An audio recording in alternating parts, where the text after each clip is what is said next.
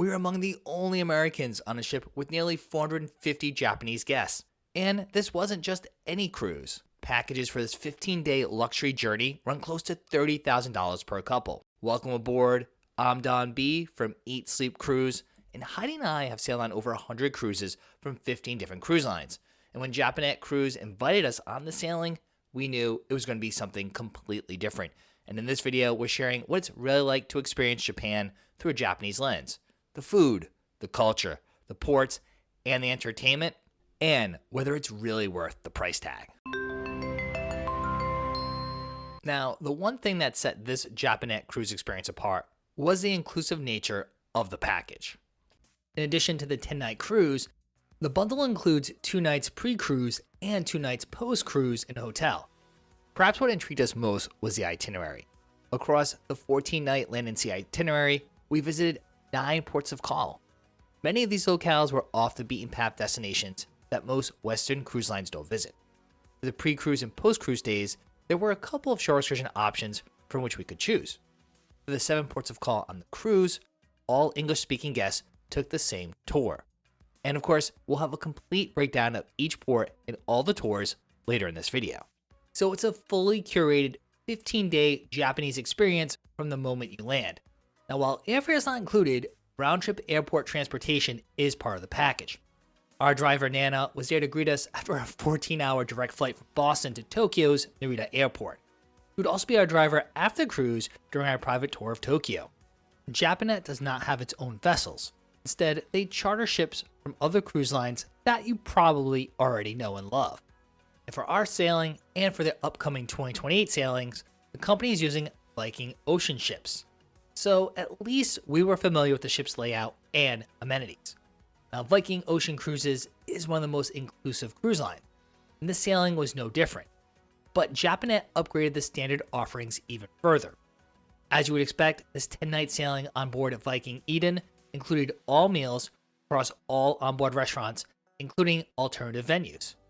A standard Viking Ocean sailing also includes premium non-alcoholic beverages like specialty coffee, bottled water, along with soda, beer, and wine at meals. However, a Japanet cruise adds Viking's Silver Spirits package for everyone. Thus, essentially all premium non-alcoholic and alcoholic beverages are also part of the package.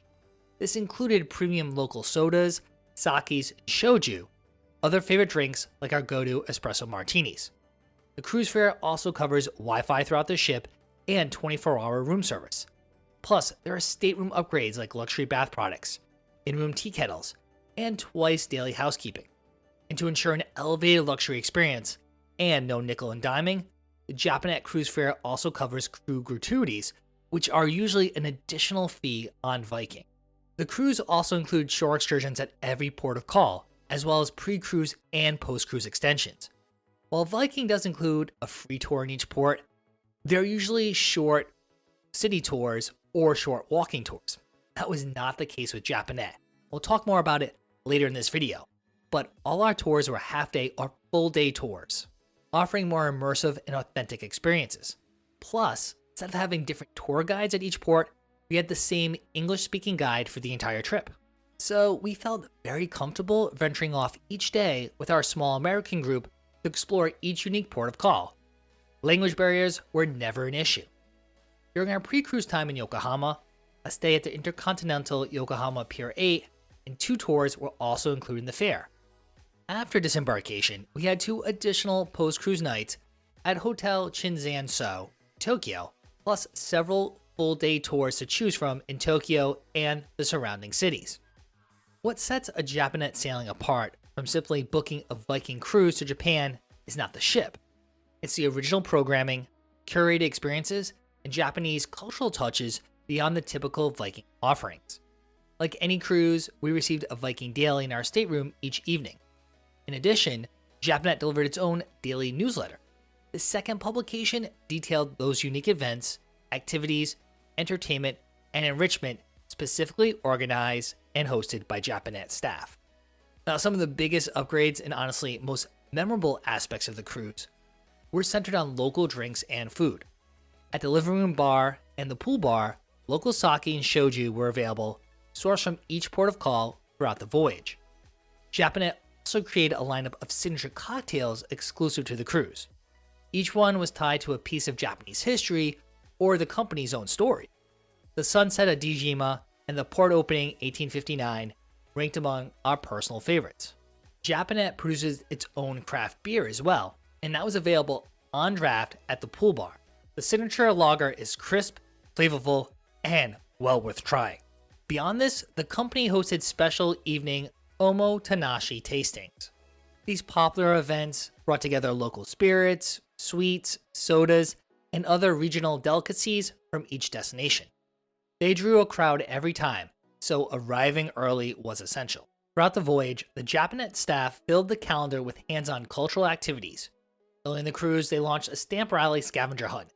Stations were spread across the ship, made it a fun way to explore the vessel while collecting a unique souvenir. Later in the sailing, the team offered several sessions of Mizuhiki, a traditional Japanese art tying decorative cords into intricate keepsakes. Now, if you know us, you know neither Heidi nor I would describe ourselves as crafty, so we passed on this one. Origami was a different story. On the surface, it looked more manageable, so we gave it a try. Instructors Uma and Kaneko walked us through how to fold paper cranes and samurai hats. It took a few rounds, but we eventually got the hang of it. Other activities include customizing tote bags with stamps and a Chika Iri session, where you tear small pieces of washi paper to create custom postcards. Additionally, the 2-deck atrium offered puzzles and games, though with a regional twist. Many of the card games and board games were in Japanese or Korean. The onboard cinema also screened classic Japanese films throughout the voyage. And of course, every morning, the day began with a short session of radio calisthenics, a Japanese tradition going back decades. Strong onboard enrichment matters when sailing to a destination as rich as Japan. And this sailing did feature several historical experts. Fortunately though, their talks were entirely in Japanese with no translation or subtitles available. Likewise, the nightly port talks from the assistant cruise director were also in Japanese. Now to compensate, Japanet did offer pre-recorded English port talks on the state television. Each approximately 5-minute show covered the next day's port and shore excursion highlights. It wasn't quite the same as a live lecture, but it gave us the essential context we needed for turning in each night. On a few evenings, Japanet brought local performers on board for one-of-a-kind experiences. These include 2 well-known Japanese singers and a Kabuki performer. On another evening, the musicians of the Viking Yi Dun performed a program of orchestral and Japanese pop songs. It was an unexpected highlight, even if we didn't know any of the lyrics. Now, beyond the Japanet exclusive theater performances, there was also more traditional cruise line entertainment in the Starlight Theater. Viking vocalists Nick and Sophie delivered 3 Western-styled shows across the sailing. They belted out pop favorites spanning the 1950s through the 1990s, including a Beatles tribute, a rock and roll show, and a divas show.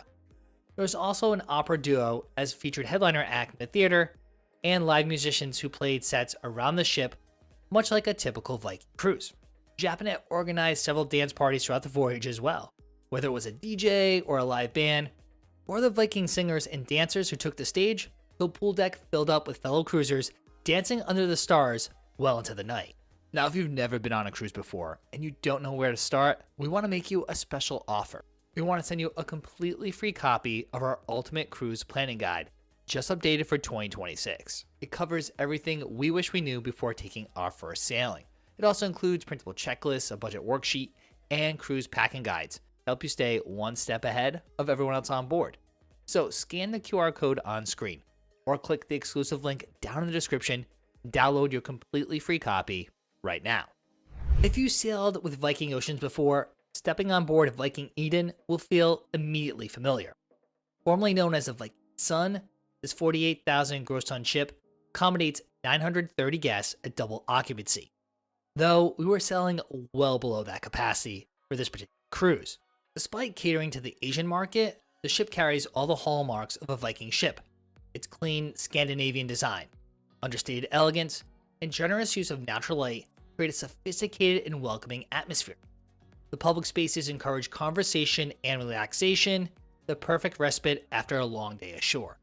The living room serves as the ship's main gathering spot, with a central atrium. It's the ideal place for a pre-dinner drink while listening to the resident pianist or classical duo. For scenic views, the Explorer's Lounge is hard to beat. Forward-facing Observation Lounge features a full bar, oversized furniture, and Heidi's personal favorite, Mamsen's, for a Norwegian snack or a treat. Also on Deck 7, there's an indoor pool with a retractable roof midship for use in any weather.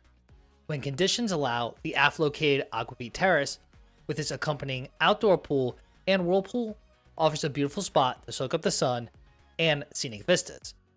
The Winter Garden is also a great venue to relax or enjoy some afternoon tea and light tunes.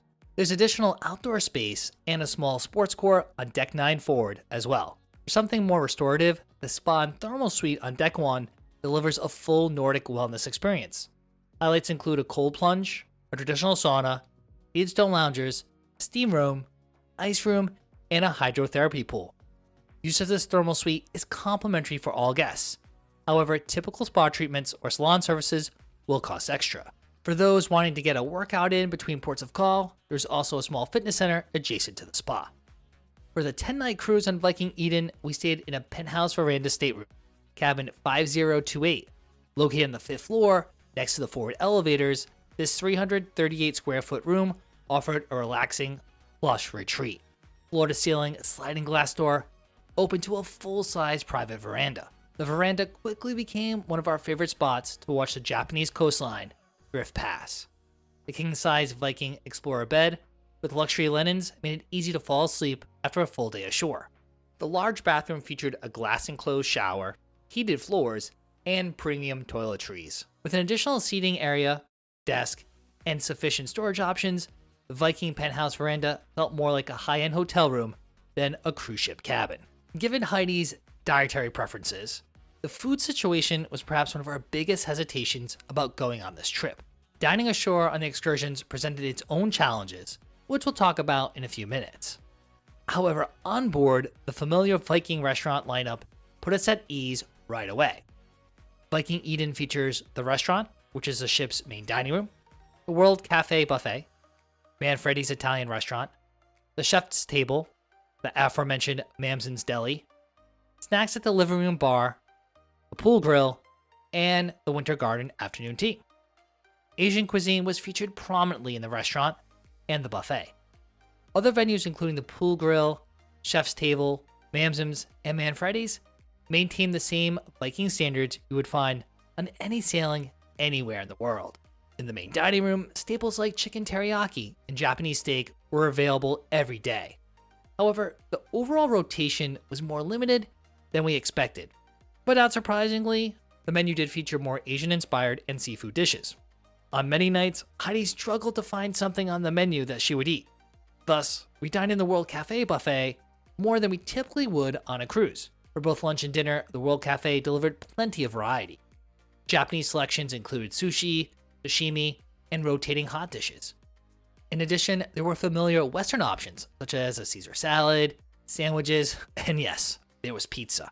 I was more a fan of the Asian-influenced dishes we enjoy at home, including fried rice, noodles, and stir-fried options featuring pork and chicken. The breakfast at the World Cafe included all the typical Western staples, alongside a dedicated Japanese breakfast section, including miso soup, steamed rice, grilled fish, and pickled vegetables. The pool grill delivered its usual casual lineup of burgers, salads, and grilled items. One regional addition stood out. Each day featured a hot pot offering 2 different broths and ingredient combinations.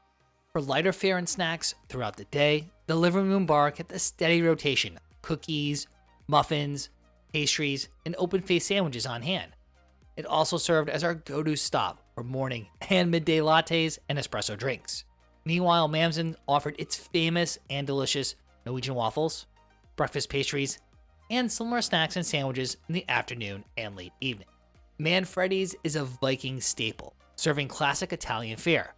We dined at this restaurant twice, and the menu did not disappoint on either visit.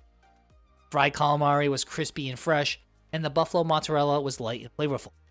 Across the 2 dinners, we enjoyed entrees like chicken parmesan and several pasta dishes. Both meals lived up to our previous experiences at this restaurant on other Viking ships. There's also the chef's table, which rotated through 3 different menus on this sailing. We chose the Singapore menu on night 3. This 5-course meal started with a chili crab starter, which was spicy and sweet. The main course was Hainan chicken, which was equally impressive. Of course, all the menus in the chef's table come with a wine pairing as well. Plus, the kitchen was great at creating vegetarian alternatives for the seafood courses for Heidi. As we mentioned, perhaps one of the biggest differentiators between a Japanet cruise and other experiences are the thoughtfully planned and elevated tours. While on the cruise, each evening, Japanet delivered that daily newsletter to our stateroom, and it detailed the following day's tour departure time, meeting location, and excursion highlights. We were assigned Group 1 for all our tours, meeting with the same individuals each day and the same tour guide. Our English-speaking guide, Sado, proved to be a wealth of knowledge from start to finish. Most tours ran around 6 hours or more. On top of that, nearly all of them included either lunch or dinner. Many of these meals were elaborate multi-course offerings featuring abundant seafood selections. Whether local restaurants could accommodate Heidi's dietary request was hit or miss. Overall, we enjoyed every tour. Japanet's excursions felt more elevated and in-depth than those offered by most cruise lines, and certainly better than Viking's typical included tour options. Even though there wasn't much choice, every tour was unique with cultural experiences that felt authentic and less touristy. Our one wish was that fewer tours included a mandatory meal. We're not the kind of cruisers who want to spend 90+ minutes on a short port stay stuck in a restaurant. More free time would have been welcome, along with the flexibility to choose our own food on occasion. Japanet's pre-cruise land tour started with 2 nights at the Intercontinental Yokohama Pier 8. The hotel sits directly on the waterfront and offers clear views of the harbor. For our first full day, we chose the Kamakura tour. This ancient capital, about an hour south of Yokohama, set a high bar for everything that followed. Our guide Dory deserves much of the credit. She was friendly, knowledgeable, and made every stop more enjoyable. Sunny skies and mild weather helped too. Our first stop was Kotoku-in Temple, home to the Great Buddha of Kamakura. The bronze statue stands 13 meters tall and has stood here for over 750 years. It is so large that you can actually go inside. From there, we visited Tsurugaoka Hachimangu, the most important Shinto shrine in Kamakura. Founded in 1063 and expanded in 1180, it anchors the city both physically and historically. The shrine sits at the far end of Komichidori Shopping Street, where we had free time to explore. This lively 360-meter stretch is home to over 250 shops, cafes, and restaurants. The afternoon took us to Hokokuji Temple, known throughout Japan as a bamboo temple. We enjoyed a private viewing of the celebrated bamboo garden. Serene, beautiful, having the grounds all to ourselves made it even more special. To close out the day, Japanet hosted a welcome party at a traditional inn. The multi-course dinner delivered our first real taste of Japanese hospitality. A geisha performance accompanied the meal. The evening also gave us a chance to meet the Japanet staff and connect with the entire group of American cruisers for the first time. We woke up early on embarkation day to a clear, sunny morning. We could already see Viking Yi Dun docked right next to the hotel. We packed our larger bags and left them in the hallway for direct delivery to our stateroom on the ship and joined Japanet's optional morning tour. Our first stop was the Cup Noodles Museum, Yokohama. This museum pays tribute to Momofuku Ando, the inventor of instant ramen. The highlight was My Cup Noodles factory experience. We each customize our own cup from start to finish, and we'll leave it up to you to decide whose design looked better. Afterwards, we spent about an hour exploring the other exhibits on our own. From there, we head to Yokohama Chinatown. It ranks among the largest Chinatowns in Japan, with more than 600 restaurants packed into a compact, gate-lined neighborhood. Again, lunch was a multi-course spread of Chinese delicacies. With lunch wrapped up, our bus returned us to the hotel to grab our day bags, and we walked to the terminal adjacent to the hotel. The entire check-in process was efficient, and we were on the ship in no time. With our bags already in our stateroom, we were settled on board Viking Yi Dun by mid-afternoon.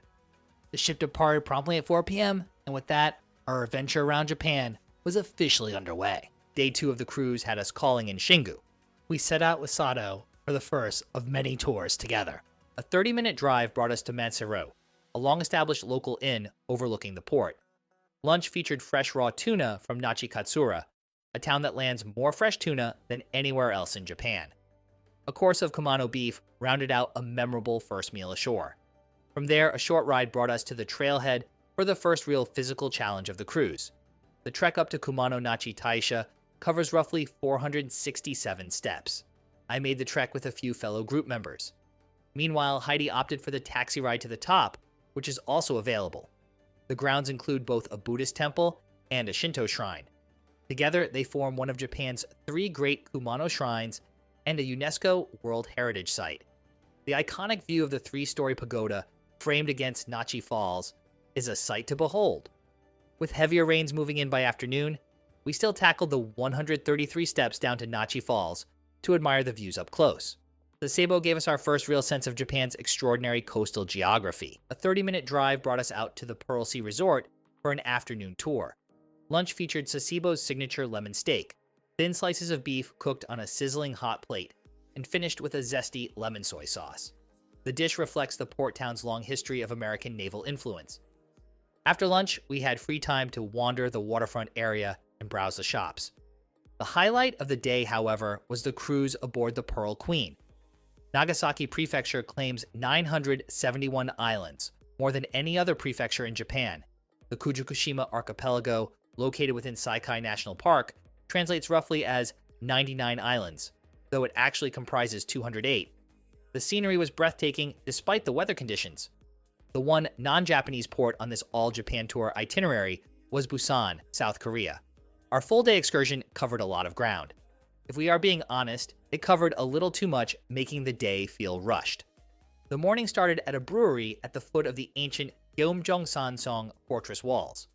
There, we participated in the traditional makgeolli making experience, mixing Naruk fermentation starter and rice to produce Korea's beloved milky rice wine. It was hands-on and fun, though the session ran longer than it needed to.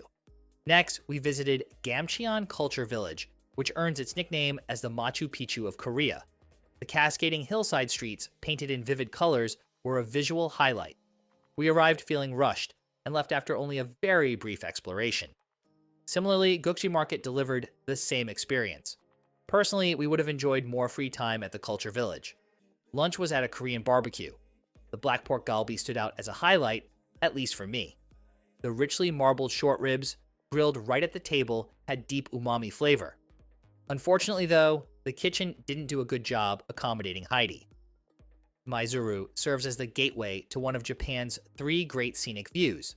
Hamano no Hakodate is a narrow 3.6-kilometer sandbar blanketed in pine trees. It stretches across Miyazu Bay like a bridge to the heavens. The best view comes from Kasamatsu Park, reached by a short cable car up the hillside. The view from the top is spectacular, especially during the golden hour. A local tradition suggests bending forward and looking at the sandbar upside down between your legs. From that angle, it appears to float into the sky. While this was the highlight of the day, before reaching Kasamatsu, we took a cruise ferry through Ini Bay. Along the way, we viewed the famous Funaya boathouses along the coast. Traditional fishing families built these homes directly over the water. The ground floor sheltered their boats, while the second story served as living quarters. To close out the day, the excursion wrapped up with a seafood dinner at a local izakaya in Maizuru City. While a casual Japanese pub, our meal still consisted of multiple courses of fresh catches from the nearby fishing port.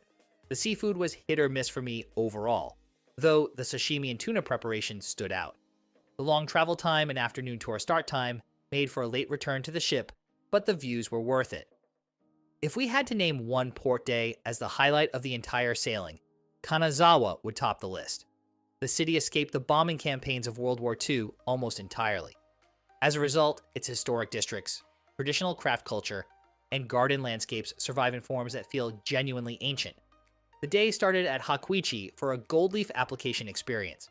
Kanazawa produces 99% of all the gold leaf made in Japan. The craft shows up everywhere here, even in the ice cream. Applying delicate tissue-thin sheets of gold under an artisan's guidance sounds like a tourist gimmick, but it is not. The experience was fun, engaging, and one we highly recommend. From there, lunch at Shugetsu restaurant featured Kaga cuisine. The afternoon started with a free stroll through the Higashi Chaya district. This beautifully preserved geisha quarter has narrow streets with wooden lattice facades, plus several gift shops and restaurants. To finish the day, we made our way to Kenrokwin Garden, one of Japan's 3 great gardens and a designated special place of scenic beauty. The landscaping, stonework, koi-filled streams, and surrounding hills were still photo-worthy in the light rain. Nearby, Kanazawa Castle Park matched the garden in impressiveness, especially with the cherry blossoms in near full bloom. Coming in a close second for top port of the cruise is Sado Island. Sado Island sits off the coast of Niigata Prefecture in the Sea of Japan. Most Western travelers have never heard of it. Even fewer will ever visit on their own. That alone makes it one of the most compelling stops on the itinerary. But the day's activities were equally engaging. The morning started with a ride in a traditional tarabun, or tubboat. Fisherwomen historically used these round wooden vessels to navigate the rocky inlets of Sado's coastline. The 15-minute ride was genuinely unique, even if our guide admitted the boats now exist purely for tourists. From there, we moved on to a taiko drumming lesson at the Sado Island Taiko Center. An instructor walked us through the basics, starting with simple rhythms and building from there. This hands-on experience surprised us. You feel the drums in your chest, your arms, and the floor beneath your feet. To wrap up the day, lunch at Ryokan Urashima was a welcome twist. La Plage's refined French cuisine showcased the rich ingredients of Sado Island. Fresh seafood and steak filled the multi-course menu, accompanied by local sake and views of a seaside pine grove. Hakodate closed out our port days for the final sea day and returned to Yokohama. The city holds a special place in Japanese history as one of the first ports to open to foreign trade after centuries of national isolation. Our tour started in the late afternoon, which gave us time for some independent exploration in the morning. The Kanamori red brick warehouses are about a 15-minute walk from the ship. We browsed the shops and enjoyed the waterfront atmosphere. While we appreciated every guided tour, a couple of hours on our own felt like a welcome change of pace. The first stop on our afternoon excursion was Goryokaku Park, home to Japan's first Western-style fortification. Its star-shaped fort dates back to the late Edo period. The adjacent Goryokaku Tower offers a bird's-eye view of the geometric fort below. Inside the park, we also visited the former magistrate's office, which is a partial reconstruction of the original building using traditional methods. From there, dinner at Gotoken introduced us to yoshoku, Western-style cuisine that arrived in Japan over a century ago and evolved into something uniquely Japanese. Roasted chicken, tempura shrimp, and curry rice filled the menu. To end the evening, the excursion took us up Mount Hakodate by ropeway for what locals call the $1 Million View. Unfortunately, heavy fog and rain had other plans for us. The view from the top was completely invisible. Disembarkation in Yokohama was smooth and efficient. At the pier, we reunited with Nana, our driver from arrival day, for a private taxi tour of Tokyo. This was included as one of the post-cruise excursion choices. Japanet provided several suggested tour routes, and we were able to customize the itinerary to add a few more stops. If you know us, then it shouldn't be a surprise that we focused on fitting in as many photo opportunities as possible throughout the day. We departed the pier around 10 a.m. and headed straight for Shibuya Crossing. We grabbed photos, picked up a mug from the Starbucks on the corner, and stopped into the nearby Disney store for some exclusive merchandise. From Shibuya, we headed to Takeshita Street in Harajuku for some shopping and an order of Marion crepes. Next, Nana brought us to Meiji Shrine, one of Tokyo's most celebrated Shinto shrines. The shrine honors Emperor Meiji and Empress Shokin and sits within a 70-hectare forested sanctuary.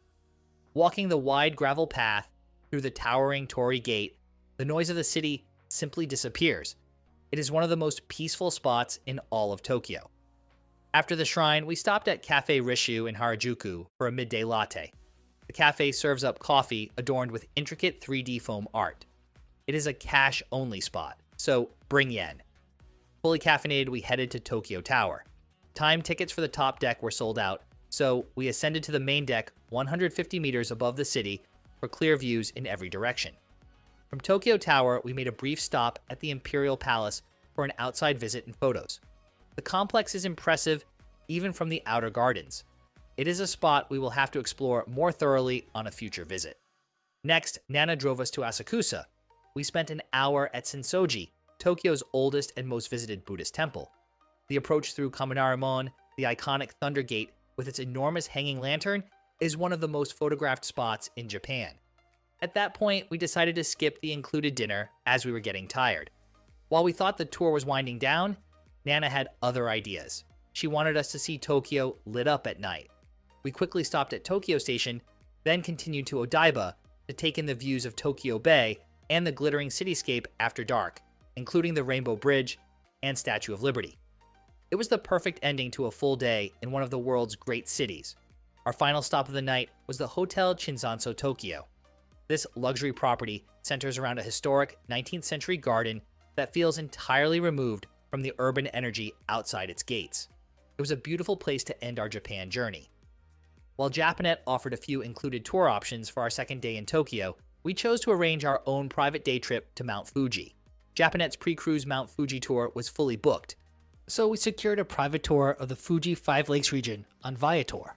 The highlight was Arakura Fuji Sengen Shrine, where a 397-step climb through the forested hillside leads to the Churedo Pagoda.